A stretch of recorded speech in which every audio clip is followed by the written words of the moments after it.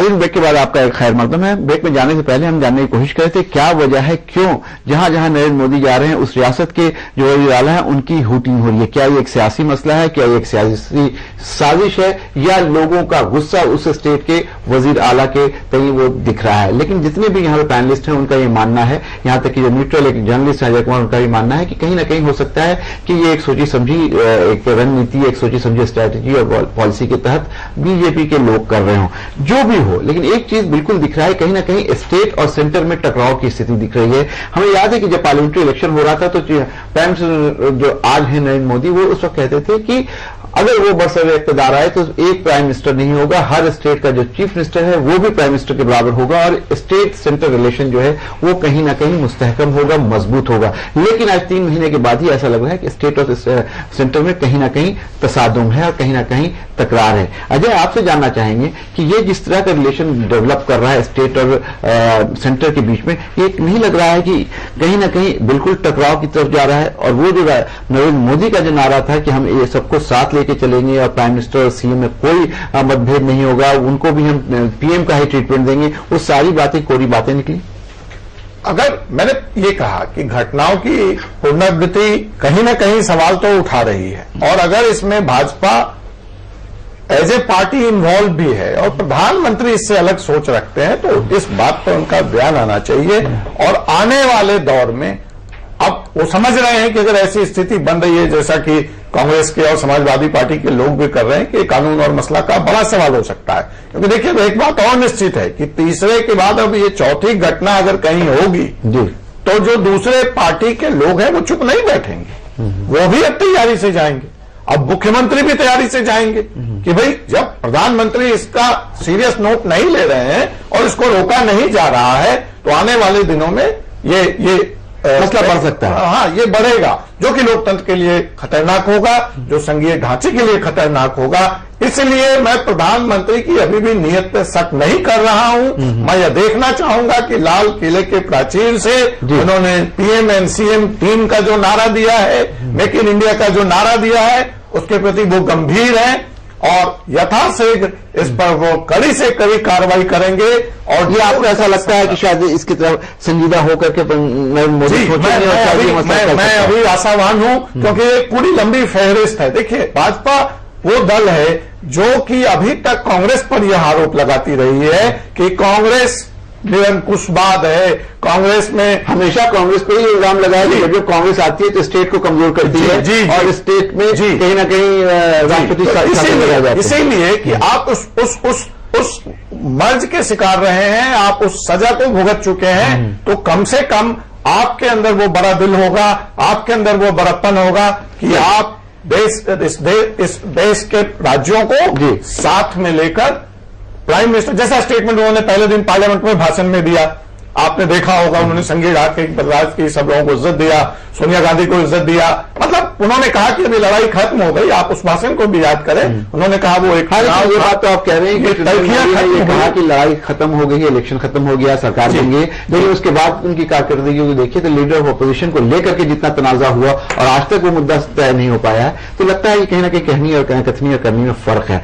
Engineer Salim साहब, आपसे जानना चाहेंगे कि जिस तरह का तसादुम हो रहा है और जिस तरह की बात आलोक शर्मा ने भी की, समाजवादी पार्टी के जो सेक्रेटरी हैं आसिम वकार साहब, उन्होंने भी कही और अजय ने भी यही बात कही कि हो सकता है कि अगले जो मीटिंग हो उसमें ये लोग मिलकर के आए, उनके हिमायती भी हैं और एक झगड़े जैसी स्थिति, एक लॉ एंड ऑर्डर जैसी हालात हो सकते हैं। क्या ये मामला सिर्फ उतना ही रहेगा या ये सरकार के काम करने पर भी डिपेंड करेगा? याद रहे कि हिंदुस्तान का जो सिस्टम है उसमें एक यूनियन लिस्ट है, दूसरी स्टेट लिस्ट है और तीसरी कंकरेंट लिस्ट है, और इसमें बिल्कुल क्लियर चीजें होती हैं। लेकिन उसके बाद भी अगर स्टेट और सेंटर के इलेक्शन इस तरह से होंगे तो कहीं ना कहीं दोनों के काम करने में तसादुम हो सकता है। देखिए, एक बात तो अभी पीएम साहब को अपना अहदा संभाले हुए ज्यादा वक्त नहीं हुआ है और अभी तक उन्होंने सिर्फ घोषणाएं और ऐलान किए हैं और बड़ी अच्छी अच्छी बातें की हैं। बातों पर तो यही कहा जाएगा कि अच्छी बातें की है। 15 अगस्त बातों का क्या? हाँ, 15 अगस्त को भी उन्होंने बड़ी अच्छी बातें की हैं, लेकिन अब देश की जनता ये देखना चाहेगी कि उन बातों के पीछे एक्शन क्या है। लेकिन अभी थोड़े से वक्त में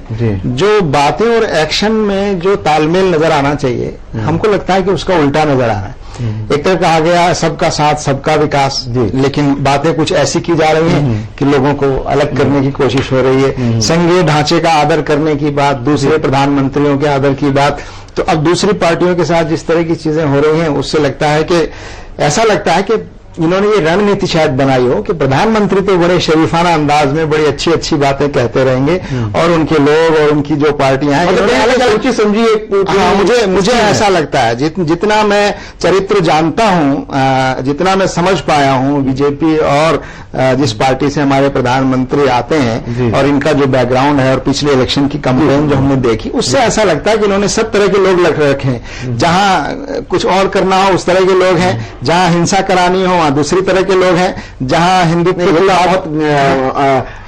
की बात कह रहे हैं। नहीं, मैं बहुत जिम्मेदारी के साथ कह रहा हूं और देश के जिम्मेदार नागरिक के नाते कह रहा हूं कि देश की जनता को इन चीजों को देखना चाहिए कि अच्छी बातें करना अलग चीज है और अच्छी बातें करने वालों ही के साथ ही लोग दूसरी बातें कर रहे हैं, तोड़ने की बातें कर रहे हैं, दूसरी पार्टी के लोगों का अपमान करने की बातें कर रहे हैं। मैं एक और बात कहना चाहता हूं, अभी तक तो मामला दो पार्टियों के दरमियान है कि बीजेपी और नॉन बीजेपी पार्टियां जहां एक साथ होंगी वहां सीएम की हुटिंग होती है, तो खुदा न खास्ता जब ये बात आगे बढ़ेगी तो पीएम की हुटिंग भी शुरू हो जाएगी। तो उससे जो चीज बनेगी, यानी पीएम हमारा एक रेस्पेक्टेबल ओहदा है, हम ओहदे को रिस्पेक्ट करते हैं, हम ओहदे को रिस्पेक्ट करते हैं। हमारा नरेंद्र मोदी जी से और उनकी पार्टी को बहुत शुक्रिया है, लेकिन हम प्राइम मिनिस्टरशिप की जो जिम्मेदारी है उस पर कोई भी बैठे उसका एहतराम करते हैं, सीएम कोई भी हम उसका भी एहतराम करते हैं। लेकिन अगर ये बात आगे बढ़ने लगी तो मुझे जिस तरह का लगता है बीजेपी और मोदी साहब ने जिस तरह का माहौल बनाया है और उनकी जो एक पैरेलल टीम है, मैं तो ये कहता हूं बीजेपी में भी उनकी एक पैरेलल टीम है जो उनको प्रोजेक्ट करने का काम कर रही है। आगे चल करके ऐसा ना हो जाए कि बीजेपी और बीजेपी के दूसरे लीडर जब बैठे हों तो दूसरे लीडरों की भी हुटिंग शुरू हो जाए, क्योंकि लोग ये कहेंगे मोदी के अलावा कुछ नहीं है, मोदी साहब के अलावा कुछ नहीं है।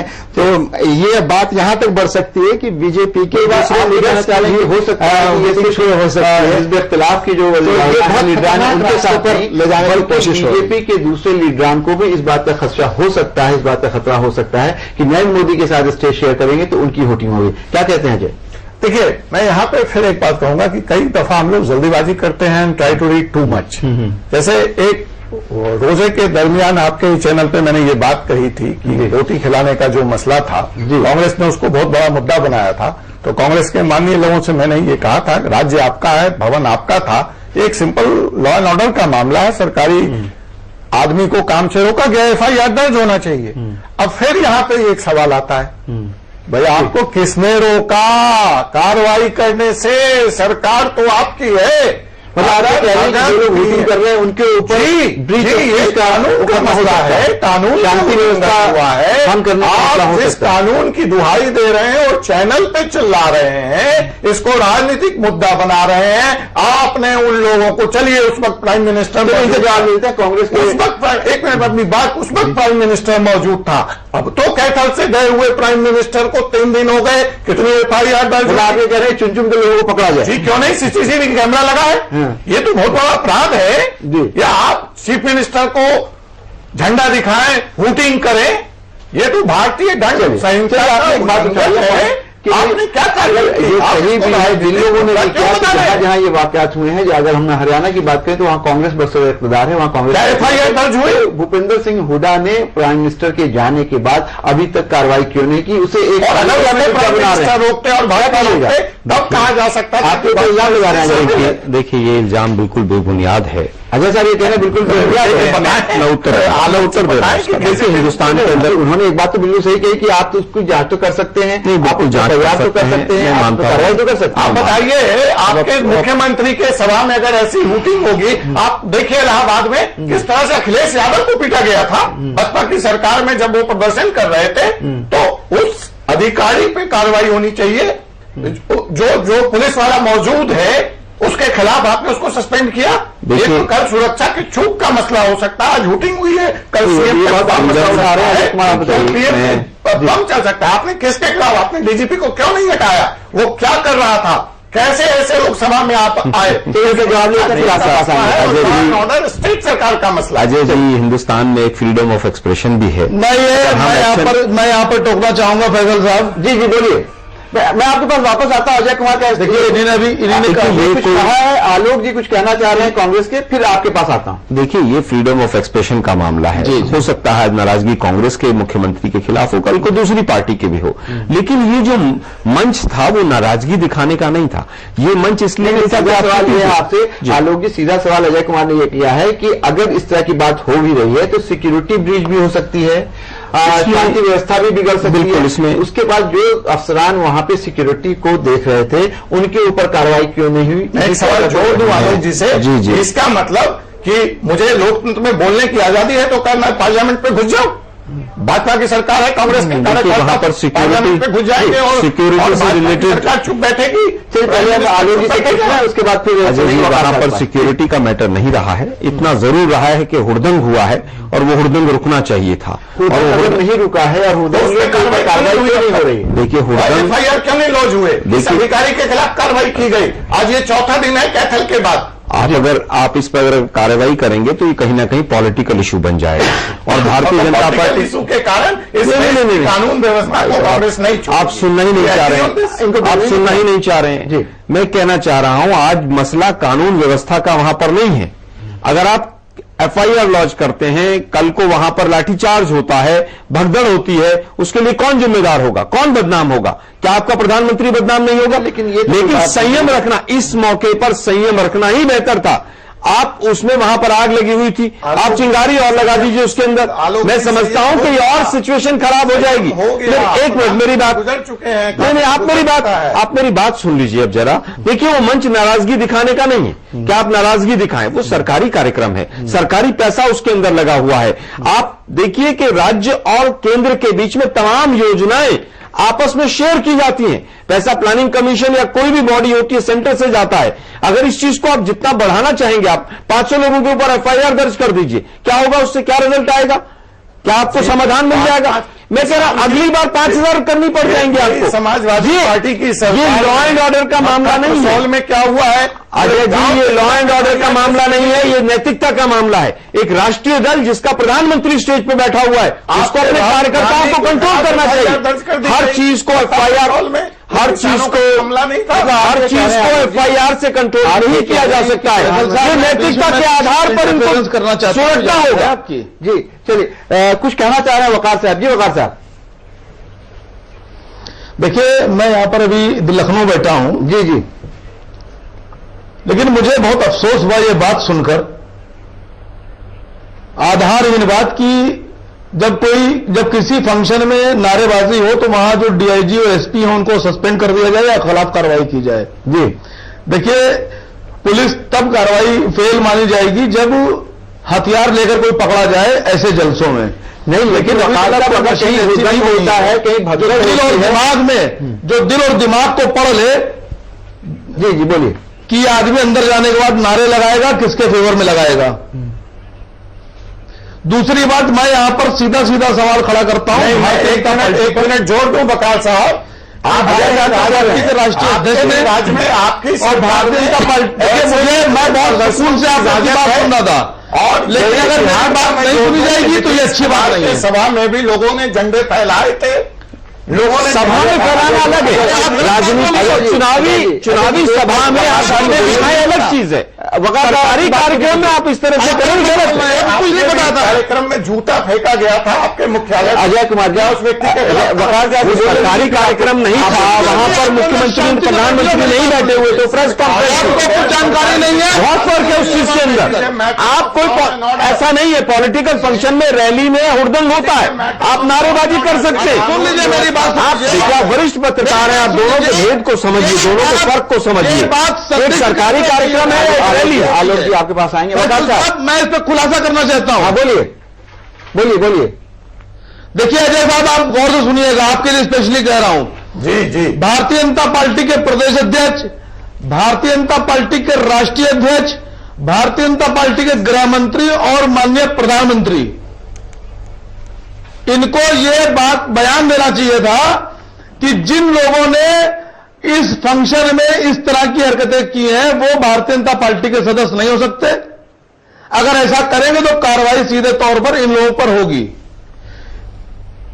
अगर वो ऐसी बात नहीं कर रहे हैं, इनके राष्ट्रीय अध्यक्ष, प्रदेश अध्यक्ष, प्रधानमंत्री इस तरह की बात नहीं करते हैं, तो ये बात सीधी सीधी साफ हो गई है कि भारतीय जनता पार्टी का प्लान था बदमजगी फैलाने का और कहीं ना कहीं स्टेट को सेंट्रल के बीच दरार डालने का। वो हर जहां ऐसा ही काम करेंगे क्योंकि स्टेट गवर्नमेंट मजबूर है। अगर प्रधानमंत्री के काम में बदमजगी फैलती है तो स्टेट गवर्नमेंट बदनाम हो रही है कि आप फंक्शन ठीक से नहीं कर पाए और आपके यहां कानून व्यवस्था ठीक नहीं है, आप कानून व्यवस्था चलाने के काबिल नहीं है। चलिए, आप वकार साहब ये कह रहे हैं कि अगर कोई एक्शन लिया जाता है, किसी तरह की बात होती है, चिट भी अपनी पट भी अपनी, अगर कोई बात होती है तो तुरंत ये बीजेपी वाले कहेंगे कि देखिए आपके यहां तो कानून व्यवस्था का ये हाल है कि प्राइम मिनिस्टर आए और उनकी मीटिंग में इस तरह का हो गया। यानी कहीं ना कहीं कैच 22 की मैं इसको प्रूव कर रहा हूं आपको मैं प्रूव कर दे रहा हूं इस बात को। आप देखिए, पहले ये क्या करते हैं, ये माहौल खराब करते हैं। आप देखिए, माहौल खराब करने के बाद ये दंगे कराते हैं और उसके बाद में खुद ही खड़ा कर देते हैं सवाल कानून व्यवस्था की कि प्रदेश है, ये मुख्यमंत्री जो है कानून व्यवस्था संभालने के काबिल नहीं है। चलिए, ये कहते हैं कि स्टेट में, हर स्टेट में कह देते हैं राष्ट्रपति शासन लगा दिया जाए। ये इनकी स्ट्रेटजी है। ये बहुत शातिर लोग हैं, ये अच्छे नहीं है। ये मुल्क के साथ फरेब कर सकते हैं तो अवाम के साथ फरेब क्यों नहीं कर सकते हैं, इस बात पे गौर कीजिए। नहीं, लेकिन वकार साहब ये भी तो हो सकता है कि आवाम कहीं ना कहीं नाला हो, आवाम कहीं ना कहीं नाराज हो। लेकिन एक चीज और जो लोग कह रहे हैं बार बार कि सलीम साहब ने बीच में ये बात उठाई, मैं कह रहा हूं आपसे कि बिल्कुल आवाम में माने लेता हूं, झारखंड की आवाम नाराज थी। अब देखिए अगला स्टेट कौन सा होता है, वहां की भी आवाम भी हो सकता है नाराज हो जाए। वकार साहब आपसे एक चीज और जानना चाह रहे हैं। मुख्यमंत्री के पास जी 1000-2000 आदमी भी ऐसे नहीं थे जो हूटिंग कर सकते। सही बात है। चलिए, कांग्रेस आज इस स्थिति में आ गई है हरियाणा में। नहीं, तो क्या आपको भी ये लगता है, वकार साहब, क्या आपको भी ये लगता है कि किसी तरह से मोदी जी का जो जादू है, जो मोदी जी की हवा बनी हुई थी पार्लियामेंट्री इलेक्शन में, उसको बरकरार रखने के लिए ताकि असेंबली इलेक्शन तक वो मोमेंटम बना रहे, कुछ इस तरह की चीजें हो रही हैं? क्या इसको असेंबली इलेक्शन से जोड़ के देख रहे हैं आप? बिल्कुल बिल्कुल बिल्कुल, आई एग्रीड। नहीं, मैं यहाँ पे एक बात कह दूं, मैं समर्थन नहीं कर रहा हूं और वकार साहब की जो बात है, मैं पहले कह चुका हूं कि मैं आशावान हूं कि भाजपा की तरफ से और प्रधानमंत्री की तरफ से इस घटना की तीव्र आलोचना होगी। अगर ऐसा नहीं होता है तो उन पर शक करना वाजिब होगा। लेकिन जो मोदी एक के बाद बात वकार साहब कह रहे हैं कि होनी चाहिए, लेकिन एक के बाद एक तीसरी बात हो चाहिए, तीसरी की बात नहीं है। मैं उसके आपके मन से डिमांड किया है, लेकिन जो मैं एक बात कह रहा हूं, मोदी की लोकप्रियता और अपनी अलोकप्रियता भी इन राजनीतिक पार्टियों को देखना पड़ेगा। मोदी के सभा में भाजपा के वरिष्ठ नेताओं की भी हूटिंग हुई है। फैसल साहब ये सही कह रहे हैं। चलिए, एक बहुत अहम सवाल उठाया है और ये बात सलीम साहब ने भी कही थी कि ऐसा नहीं है कि सिर्फ जो बात हो रहा है, लेकिन ये बताइए हिंदुस्तान की सियासत किस तरफ जा रही है कि पूरा मुल्क एक आदमी की तरफ देख रहा है और पूरे तौर पे सिर्फ एक आदमी ही प्रोजेक्ट हो रहा है, एक ही आदमी है जिसको पूरे तरफ हर तरफ देखा जा रहा है। सारी एस्पिरेशन के लिए उसकी तरफ देखा जा रहा है, गवर्नेंस के लिए उसकी तरफ देखा जा रहा है, इवन की अपोजिशन के लिए भी उसकी तरफ। क्या ये एक अच्छी शुरुआत है? देखिए, मैं ये बात शुरू में मैंने इशारा किया कि ये एक बहुत ही जिस रुख पर हम जाने लगे हैं और इस इलेक्शन के नतीजों से जिस तरह का नतीजा निकाला गया है और उसकी आड़ में अब एक व्यक्ति, क्या हमें प्रेसिडेंशियल फॉर्म ऑफ गवर्नमेंट की तरफ जा रहे हैं क्या? बिल्कुल बिल्कुल, मेरा मानना यह है कि हमारा मानना तो यह है कि बीजेपी जैसी पार्टी को ये जो लोकतंत्र है ये सूट करता ही नहीं है। ये तो मजबूरी है इनकी, और ये पार्लियामेंट्री डेमोक्रेसी है, ये इनके लिए बहुत बड़ी रुकावट बनी हुई। तो ये इन्होंने ये पूरा इलेक्शन, हालांकि पार्लियामेंट्री डेमोक्रेसी है हमारे मुल्क में, लेकिन इस इलेक्शन को इन्होंने प्रेसिडेंशियल इलेक्शन के तौर पर लड़कर और एक तरह से उसको वो रुख देने की कोशिश की है।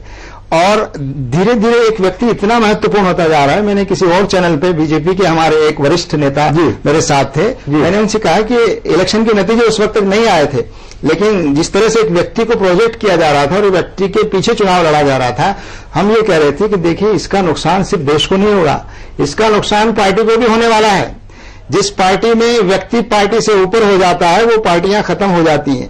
उन पार्टियों में वो पार्टी व्यक्ति पार्टी से ऊपर हो जाता है, उस पार्टी को कहीं तो कहीं हम defeat देखने अलग पड़ती है, उसका जा रहे हैं, सवाल आता है। और इस पर ये एक बात जो यहाँ हमारे अजय जी ने भी इसको उठाया कि एफआईआर होनी चाहिए थी, एक्शन होना चाहिए था। देखिए ये पॉलिटिकल एथिक्स की और डिसिप्लिन की बात है, यानी किसी को नाराजगी जताने और आप देखिए मामला बिगड़ तो सकता है। नहीं, वोटिंग करने को आप किसी क्रिमिनल कोड में कैसे ला सकते हैं? और आप हर चीज पर एफआईआर, और जैसा कि बताया गया कि उसको अगर आप करना चाहेंगे तो फिर उसका जो दूसरा पॉलिटिकल रिएक्शन है वो भी सामने होगा। और वक्त हो गया ब्रेक का। ब्रेक के बाद वापस आएंगे तो जानने की कोशिश करेंगे क्या हमारा मुल्क एक आदमी के इर्द गिर्द घूमने लगा है, क्या नरेंद्र मोदी वो धुरी हो गए हैं जिसके इर्द गिर्द पूरे हिंदुस्तान की सियासत आज चक्कर लगा रही है। लेते हैं एक ब्रेक।